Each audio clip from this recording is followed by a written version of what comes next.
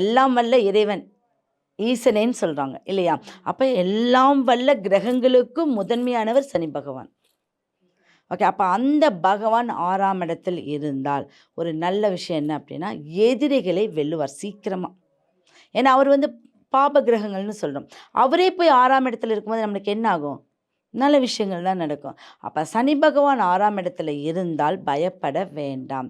உங்களுக்கு எந்த பிரச்சனையாக இருந்தாலும் சீக்கிரம் சரி பண்ணிக்குவீங்க. கடனில் சிக்கினாலும் பெரிய அளவுக்கு கடனில் போக மாட்டீங்க. உங்களுக்கு கீழே இருக்கிறவங்கள நீங்கள் ரொம்ப நல்லா மதிப்போடு வச்சுக்குவீங்க. அது அவங்கக்கிட்ட இருக்கிற ஒரு விசேஷமான ஒரு அமைப்பு இருக்குது. அது கூட எந்த கிரகம் வந்து சேர்ந்தாதான் சில பிரச்சனைகளை உண்டு பண்ணும்.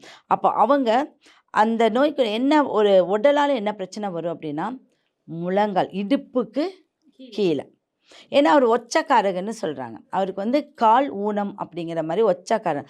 அதனால அவங்களுக்கு இடுப்பு சார்ந்த கீழே முழங்கால், பெண்களாக இருந்தால் அடிவயிறு இந்த மாதிரி பிரச்சனைகளை அவங்களுக்கு உண்டு பண்ணும். அப்போ அதுக்கு நம்ம என்ன பண்ணணும் அப்படின்னா, நல்ல தண்ணி குடிக்கணும். நம்ம சரி பண்ணக்கூடியதான் ஆரம்பத்தில், நம்ம விட்டுறதுனால தான் அது வந்து சரி பண்ணாமையே போகுது. தண்ணி குடிக்கணும், நல்ல ஒரு ஃபுட்டு நம்ம எடுத்துக்கணும். சனி பகவானுக்கு எதெல்லாம் பிடிக்காதோ அதெல்லாம் செய்யக்கூடாது. அவ்வளோதான்.